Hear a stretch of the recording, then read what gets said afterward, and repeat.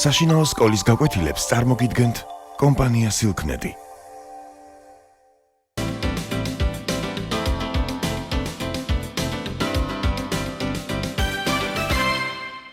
მოგესალმებით, ჩვენ დღეს ვისაუბრებთ ილია ჭავჭავაძის მოთხრობაზე სარჩობელაზე. ილია ჭავჭავაძემ ეს მოთხრობა 1879 წელს დაწერა. მოთხრობა ეხება პიროვნებისა და საზოგადოების დაპირისპირებას და მოთხრობაში ასევე ილია ჭავჭავაძე ებრძვის კანონს ადამიანის სიკვდილით დასჯის შესახებ. უპირველეს ყოვლისა მინდა გითხრათ, რომ ილია ჭავჭავაძე აქტიურად იბრძოდა ამ კანონის გაუქმებისათვის საზოგადოებრივ ასპარეზეც. ილია ჭავჭავაძემ ამ ნაწარმოებში გვიჩვენა დაპირისპირებული მხარეები. ერთ მხარეს დგანან ძმები, ობლები, რომლებიც ბავშვობიდანვე ძალიან მძიმედ ცხოვრობდნენ. მათ მამა ადრე გარდაიცვალათ, დედა მეორედ გათხოვდა, მამინაცვალის სცემდა ბავშვებს, შემდეგ სახლიდან გამოაგდო, სკოლაში მიაბარა, სადაც ასევე დესპოტური კანონები იყო გამეფებული და მოკლედ ბიჭები გაუსაძლის მდგომარეობაში იყვნენ. მათ არავინ გამოესარჩლა, არც ნათესავი, არც მეგობარი, არც ახლობელი. ყველამ გაწირა, გულთან არავინ მიიტანა მათი უბედურება. ნაწარმოებში მოვლენები დანახულია გულუყვილო პეტრეს თვალით. ეს პეტრე იყო მეურმე, რომელიც სოფლიდან ჩამოვიდა და რომელიც საზარელ სანახაობას შეესწრო ქალაქში. პეტრეს წერილში უმცროსი ძმა წერს თავის ამბებს. გამოვედით ორნიობოლი ამ ტილს დედამიწაზეთ, უპუროთ, უფულოთ, უბინაოთ, უნუგეშოთ, უთვისტომოთ, ვის შესტკივდებოდა ჩვენთვის გული, ჩვენ ყველასათვის უცხონი ვიყავით ყველანი ჩვენთვის. გამოვწიეთ ქალაქისაკენ გაბოროტებული, მთელს ქვეყანაზე გულამხვრეული. გადავემტერეთ უსამართლო ქვეყანას, გადავემტერეთ ყველას, მამინაცვალს, დედას, ავსა და კარგს, შენსა და სხვასა. პატარები ვიყავით, ყველა ხედავდა, რომ თვალნათლივ გძარცვავდნენ. არავინ არ გამოგვესარჩლა, არავინ მოგვეშველა. არავინ ხმა არ ამოიღო, ჩვენი ცოდვა ყველამ დაიდო კისრად. მამინაცვალმა კი არა, თქვენ ყველამ გავგძარცვეთ ჩვენ, თქვენ ყველამ მოგვიღეთ ბოლო. ვინამ ცოცხალი ვარ, ყველას გადვუხდი და როცა აღარ ვიქნები, იქ ღმერთს გავცეთ ყველამ პასუხი. აი ასეთი ტონი აქვს ბიჭის წერილს, იგი გაბრაზებულია მთელ სამყაროს მტრად უცხადებს იგი გაბრაზებულია მთელ სამყაროს მტრობას უცხადებს და უკომპრომისოდ ებრძვის ამ საზოგადოებას. მეორე მხრივ დაპირისპირებული მეორე მხარე არის საზოგადოება, ზოგადად მთლიანი საზოგადოება, რომელიც ბავშვობიდანვე ამ ბიჭებს ძალიან ჩაგრავდა, აუბედურებდა და საბოლოოდ მან ხელი ააღებინა ბიჭებს სიკეთის კეთებაზე. უნდა ითქვას ისიც, რომ საზოგადოებამ მკვლელებად და დამნაშავეებად გაზარდა თავისი შვილები ამ ძმების სახით და შემდეგ სიამოვნებით უყურებდა მათ დასჯას. ეს კარგად ჩანს ნაწარმოების ერთ-ერთ ეპიზოდში, როდესაც უფროსი ძმა სარჩობელაზეც არის უკვე გაყვანილი, რათა დასაჯონ და ხალხი სიამოვნებით შესქერის ამ სანახაობას. ეს ყველაფერი, როგორც გითხარით, მიამიტი პეტრეს თვალით არის დანახული და რამდენადაც უფრო გულუყვილოდ და მიამიტურად უყურებს პეტრე ამ სანახაობას, კიდევ უფრო მეტად იშლება ჩვენს წინაშე ამ სანახაობის სიმძაფრე. პეტრეს ვერაფრით დაუჯერებია, რომ ნამდვილ ამბავს შეჰყურებს, რადგან ხალხი ძალიან ბედნიერია, როცა ადამიანის მოკვდინებას უყურებს. წერს. ხალხი წუთის წინაც სულგანაბული ეხლა მხიარულად ყაყანებდა და ლაზღანდარობდა კიდეც. დაირღვა ხალხის გროვა, დაიშალა და გაიშალა მინდორზედ. ყველამ თავის სახლისაკენ გასწია სრულიად კმაყოფილმა, რომ ეს სამარცხვინო და გულის ამაზრზენი თამაში ნახა. მართლაც უცნაურია, როგორ შეიძლება ადამიანები სიამოვნებით შესქეროდნენ სხვის მოკვდინებას, მაგრამ სამწუხაროდ მათი თვალი, ყური და გული მიჩვეული იყო, როგორ ჩანს ამ სანახაობას და აქედან გამომდინარე მათ უკვე მძაფრი რეაქცია აღარ ჰქონდათ ადამიანის კვლელობის ცქერის შედეგად. შეიძლება მესამე მხარეც განვიხილოთ ამ დაპირისპირებული პიროვნებისა და საზოგადოების დაპირისპირებაში. ეს არის პეტრე, რომელიც თავდაპირველად ბიჭების გვერდით დგას, რადგან საზოგადოებისგან დევნილი და უარყოფილი ბიჭები სწორედ პეტრემ შეიფარა, გულითადად გაუმასპინძლდა, თავშესაფარი მისცა და პეტრეს გულკეთილობამ სიკეთის მარცვალი გააღვივა მათ გულებში და ბიჭი სწორედ ამას წერს წერილში. შენმა გულკეთილობამ კინაღამ მადლის შუქი არ ჩააწვდინა ჩემს ბნელ გულამდე, კინაღამ შენმა გულკეთილობამ არ მომინადირა, მაგრამ ბიჭმა იცის, რომ არ შეიძლება ამ საზოგადოებასთან შეგუება და იცის, რომ არ შეიძლება ამ საზოგადოებაში კეთილად ცხოვრობდეს, ვინაიდან საზოგადოებამ მას ძალიან დიდი ზარალი მიაყენა. ძმა, ერთადერთი გულშემატკივარი სარჩობელაზეც მოუკლა. ბიჭი პეტრესაც დებს ბრალს, რადგანაც პეტრეც იმ ხალხის რიგებში იდგა, ვინც სიამოვნებით შესქეროდა ამ სანახაობას. მიუხედავად იმისა, რომ პეტრეს ეგონა, რომ ეს იყო დადგმული, ეს იყო ფარსი, ეს იყო სოფლელი კაცის გასაპამპულება აუცილებლად მოწყობილი სანახაობა, სინამდვილეში ეს იყო მკვლელობა. მიუხედავად ამისა, პეტრე მაინც უნებურად ხდება ამ საზოგადოების სამარცხვინო საქმის მოზიარე, თანამოზიარე. ამიტომაც ბიჭი, რომელიც შორიდან თვალყურს ადევნებდა თავისი ძმის დასჯას და პეტრესაც ვერ პატიობს მოხუცს ამ საქციელს. წერილში სწორედ ამას წერს, რომ მასა და საზოგადოებას შორის სამუდამოდ არის ხიდი ჩატეხილი.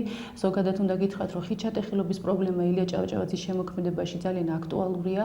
მაგალითად, ოთარ ანთქმევშიც განიხილავს ამ პრობლემას, მაგრამ იქ გლეხობასა და თავადობას შორის არის ხიდი ჩატეხილი, ხოლო ჩვენ შემთხვევაში, ჩვენს ნაწარმოებში პიროვნებასა და საზოგადოებას შორის. ბიჭმა იცის, რომ ეს ხიდი არასოდეს გამთელდება, რადგანაც ერთადერთი ძაფი, რომელიც ისევ საზოგადოებასთან აკავშირებდა, იყო თავისი ძმა, რომელიც სარჩუბელაზედ მოუკლა ხალხმა. იგი სწორედ ამას წერს პეტრეს. თქვენ იდექით და სეირს უყურებდით, მე კი ვუყურებდი და ვიწოდი. არ შეგარჩენთ, არა ამ ამბავს, ყველამ უნდა მისღას. ჩემი დანაკარგი ძმის სისხლმინა მცოცხალი ვარ, ავიღებ მძულს ქვეყანა და ადამიანი უფრო. ჩვენ შუა საბოლოოდ ჩავტეხე ხიდი. მე ერთი აქეთ პირას დავრჩი, თქვენ მრავალნი იქით, განკითხვის დღემ გამოაჩინო, საით არიან მართალი და საით მტყუანი.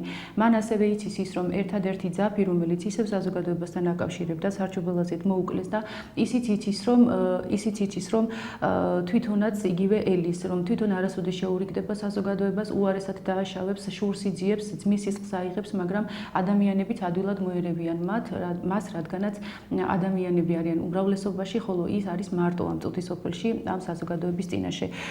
ასე რომ ბიჭმა იცის, რომ სარჩუბელად მასაც ელოდება. მოდი და მეც ჩემს მასავით სარჩუბელაზედ ვნახე, ჩემი ბოლო ეგ არისო, წერს პეტრეს. უნდა ითქვას ისიც, რომ პიროვნებისა და საზოგადოების დაპირისპირების თემა საერთოდ ზოგადად ქართულ ლიტერატურაში აქტუალური თემაა და ვაჟა-ფშაველამ საზოგადოების დამოკიდებულება პიროვნებისადმი გენიალურად გამოხატა პოემა სტუმარ მასპინძელში, როდესაც თემს ათქმევინა, თემს რაც წადიან მას იზამს თავის თემობის წესითაო. ანუ საზოგადოება თემი ყოველთვის უმრავლესობის პრინციპით წყვეტს ხოლმე ამ საქმეს და პიროვნება ფიზიკურად ეწირება ამ საზოგადოებასთან დაპირისპირებას. მაგრამ უმრავლეს შემთხვევაში ლიტერატურაში პიროვნება მორალურად იმარჯვებს, თუმცა ჩვენ შემთხვევაში ვერ ვიტყვით ამას, ბიჭი მორალურადაც განადგურებულია, რადგანაც მას შურისძიება სურს, შურისძიება კიდევ არ არის გამოსავალი, არ არის მორალური გამარჯვება. ასე მთავრდება ეს მოთხრობა. ბიჭი პეტრესაც დებს ბრალს, როგორც გითხარით და პეტრე გაოცებული იკითხავს, მე რა შუაში ვარო. ილიამაც რიტორიკული შეკითხვით დაასრულა ეს ნაწარმოები, მართლაც რა შუაში იყო ჩვენი საწყალი პეტრეო. პასუხის გაცემას ალბათ მკითხველისაგან მოელის ავტორი. უნდა ითქვას ისიც, რომ ილია ჭავჭავაძე არა მხოლოდ ლიტერატურულად, საზოგადოებრივ ასპარეზეც აქტიურად ებრძოდა სიკვდილით დასჯის კანონს. მან იცოდა, რომ ეს კანონი აზარალებდა როგორც პიროვნებას, ასევე ზოგადად საზოგადოებასაც და ილია ჭავჭავაძე სახელმწიფო სათათბიროს წევრი იყო და მას ამ სათათბიროში სიტყვით გამოსასვლელად წერილიც ჰქონია მომზადებული. მის არქივში შემონახული არის შავი ხელნაწერი ვარიანტი სიტყვისა, რომელიც ილიას უნდა წარმოითქვა ამ სათათბიროში, რომელსაც სახელად ქვია სიკვდილისათვის, სადაც ილია აქტუალურად ასაბუთებს და კარგ არგუმენტებს გვთავაზობს, რატომ არ შეიძლება რომ ეს კანონი არსებობდეს ქვეყანაში. წაგიკითხავთ ზოგიერთ მათგანს ილიას არგუმენტაციისაგან. სამი რამ საბუთია წინააღმდეგ სიკვდილით დასჯისა. აჩლუნგებს გრძნობას ბუნებურს, რომელსაც სისხლი ეზიზღება და ხშირის ნახვით კი ყურიც ეჩვევა და გრძნობაც. მაგალითად, ახლა სიკვდილი ისეთი ჩვეული რამ ამბავია, არავისხა უმღვრევს გულს და ყურადღებასაც არ იქცევს. არ ყევს ზნეობას, რადგანაც არ თმევს იმას, რისი მიცემაც არ შეუძლიან. შეცდომა დასჯისა აღარ სწორდება და უდანაშაულოს კლავს. ეწინააღმდეგება ქრისტიანობას, რომელიც დაფუძნებულია სიყვარულზე. მთელი ქვეყანა თხოვლობს სიკვდილით დასჯის მოსპობას და თუ ბანის მიცემაში შევცდით, ნუგეში იმაშია, რომ ავყევით ხმას ღვთისას, რადგან ხმა ერისა არის ხმა ღვთისა. საბუთად მოყვანა იმისა, რომ სიკვდილით დასჯა ამრავლებს თუ აკლებს დანაშაულებას, არაფერს არ მოასწავებს, რადგანაც დანაშაულობის სიმრავლე სხვა ათასნაირ მიზეზებზეა დამოკიდებული. ძალიან საფუძვლიანი არგუმენტაცია ავტორის მიერ შემოთავაზებული. ილია ჭავჭავაძე გვეუბნება, რომ სიკვდილით დასჯის კანონის აღსრულება ზოგადად აზარალებს როგორც პიროვნებას, ასევე საზოგადოებას. პიროვნებას იმ თვალსაზრისით, რომ ართმევს სიცოცხლეს, რომელიც ღმერთმა მისცა და კაცს არ აქვს მისი ხელყოფის უფლება, ეს ეწინააღმდეგება ქრისტიანულ მორალს, რომელიც მტრის სიყვარულს გვასწავლის და საზოგადოებას აზარალებს იმ თვალსაზრისით, რომ საზოგადოების თვალი, ყური და გული ამ ფაქტის გამუდმებით სქერით ეჩვევა უკვე ამ ფაქტს, მათ უკვე მძაფრი რეაქცია აღარ აქვს სიკვდილზე, ეს მაგალითი ჩვენ კარგად დავინახეთ მოთხრობაში, როდესაც ხალხი სიამოვნებით შესწერის, როგორც ჩამოახჩობენ ახალგაზრდა ბიჭს სახრჩობელაზედ. მართლაც საზოგადოება მორალურად განადგურებულია და ილიას ამის ჩვენებას ურდა სწორედ. გარდა ამისა, სიკვდილით დასჯა თავისთავად დანაშაულია და ეს დანაშაულებების სიმრავლეს არაფერს აკლებს სამწუხაროდ. ილია ამას აღიარებს. უნდა ითქვას ისიც, რომ ილია ჭავჭავაძე ჰუმანური იდეალების გამტარებელი და საზოგადოებაში დანერგვის მცდელობით იყო გამორჩეული.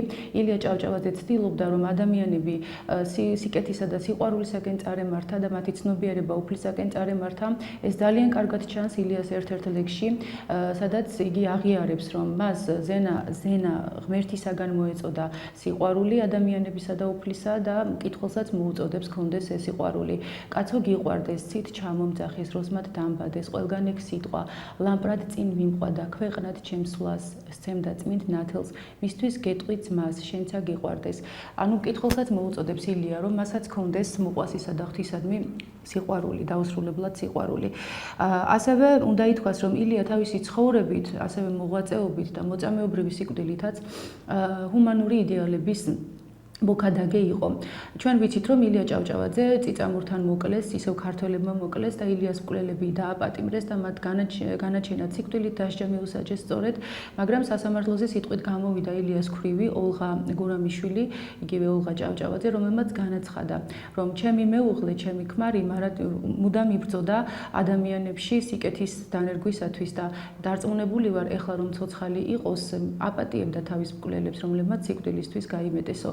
ოლღას ეს სიტყვები ძალიან უცნაური იყო იმ პერიოდისთვის, რა პერიოდშიც ეს ხდება, ვინაიდან მაშინდელი პერიოდული გამოცემები მთელ ევროპაში წერდნენ, რომ მაშინ, როდესაც მთელს ევროპაში გაისმის მოკალი, დახვრიდე, ჩამოახჩე, ილიას ქვრივი იხვეწება ჩემი მეუღლის მკვლელების სიკვდილით არ დასაჯოთ და აპატიეთ დანაშაულიო. ეს მართლაც გაუგონარი საქციელია და ჩვენ კიდევ ერთხელ დავრწმუნდით, რომ სიმართლის მზე საქართველოდან ამოდისო. ასე წერდნენ ევროპულ პერიოდულ გამოცემებში.